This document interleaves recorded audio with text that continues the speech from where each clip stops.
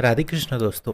सदैव सुख देवे को चाव, चित्त सब सोहित निष्काम। अर्थात सबको सुख पहुंचाओ, परंतु किसी से सुख पाने की लालसा ना रखो। इसी भावना से मन प्रसन्न रहने लगेगा। मन में जब दूसरों के हित की भावना होती है, तब प्रसन्नता का प्रादुर्भाव अपने आप आपके मन में होने लगता है। और सदैव मन को प्रसन्न रखने के लिए थोड़ा सा भोजन करना सीखे, कम बोलना सीखे, कम सोना सीखे, सदैव भगवान नाम जपना सीखे। बस इसी से अखंड प्रसन्नता आ जाएगी। मानते हैं प्रारब्ध के अनुसार शरीर रोगी हो सकता है, परिस्थिति प्रतिकूल हो सकती है, संसार आपको त्याग कर सकता है, लोग आपकी निंदा कर सकते हैं, आपका अपमान हो सकता है, लेकिन आप फिर भी प्रसन्न रहोगे, क्योंकि आपने बहुत बड़े करुणा विधान आनंद समुद्र प्रभु का आश्रय जो लिया है। अब उस आश्रय में जो बाधक भाव है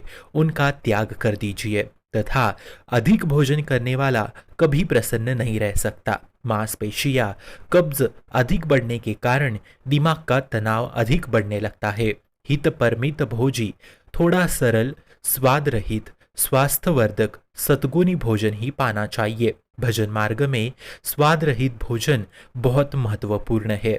अधिक चटपटा, खट्टा, मीठा, तीखा, मसाले वाला ये सब काम वासना उत्पन्न करता है, कब्ज बनाता है, मन को चंचल बनाता है। ऐसे हानिकारक दोष जो साधना में बाधा है, भजन मार्ग में बाधा है। इसलिए सिद्ध महापुरुष कहते हैं, भोजन जितना सरस होगा उतना ही भजन चौपट होगा। इसलिए मित्रों, भोजन नींव है परमार्थ मार्ग की, इसलिए सावधान रहिए। अब दूसरा है नित्य में एकांत सेवे। साधकों को चाहिए कि कम लोगों से मिलने का स्वभाव बनाए, एकांतवास करने का अभ्यास होना चाहिए। हर समय हम किसी से बातचीत करते रहते हैं, परंतु हर समय हम किसी से मिले तो इससे हमारी अंतर्मुखता में बाधा उत्पन्न होती है। बात करने का नियम तभी बनाए जब कोई आपसे प्रश्न करे, और उसका उत्तर देना यदि अनिवार्य हो तो ही उत्तर देना चाहिए,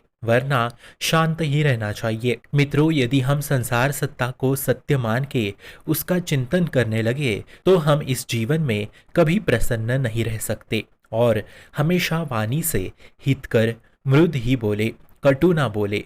तीसरा है स्वल्प निद्रा विहारा, अर्थात स्वल्प सोने का समय बनाए। 24 घंटे में सिर्फ 5 घंटा बहुत है शयन करना।